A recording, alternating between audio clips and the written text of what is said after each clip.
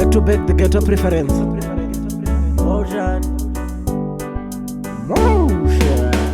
Yamula Munyama ere uri pandiri Maybe jamba zumwe ndini ndisina uskiri.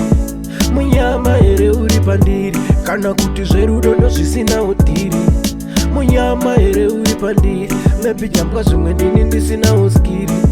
Munyama ere uri pandiri Kana kuti zverudo ndo zvisina utiri. Yeah, now I'm thinking all of my efforts. From fashi kwenda kumba kwa onda imita escort. Box bed msoro ndaimurukisa keroti.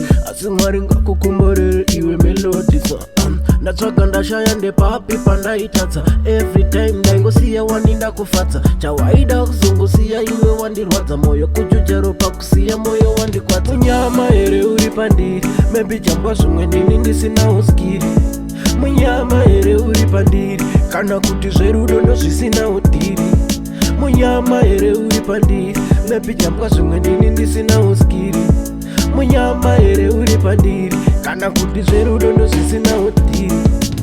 Manyembo kanzwa ndichitaura zvekurora. Last time futi zvemoyo pana kanchikora. I fake a love back indora ingoda kumora. Tumadise ndachenji airega kutora so. Munyama ere ijambo ere ndini ere. Munyama ere ijambo ere ndiudzisere.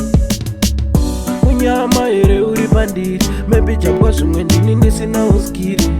Munyama ere uri pandiri Kana kuti zverudo ndo zvisina utiri. Munyama ere uri pandiri Maybe jamba zvimwe ndini ndisina uskiri. Munyama ere uri pandiri Kana kuti zverudo ndo zvisina utiri.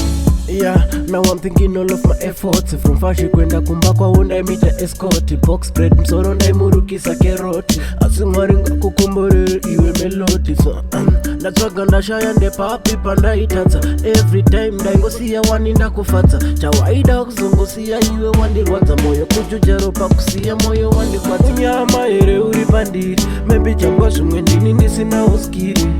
Munyama ere uri pandiri Kana kuti zverudo ndo zvisina utiri.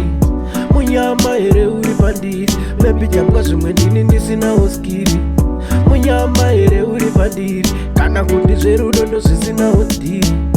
Munyama ere uri pandiri Maybe jamba zvimwe ndini ndisina uskiri. Munyama ere uri pandiri Kana kuti zverudo ndo zvisina utiri.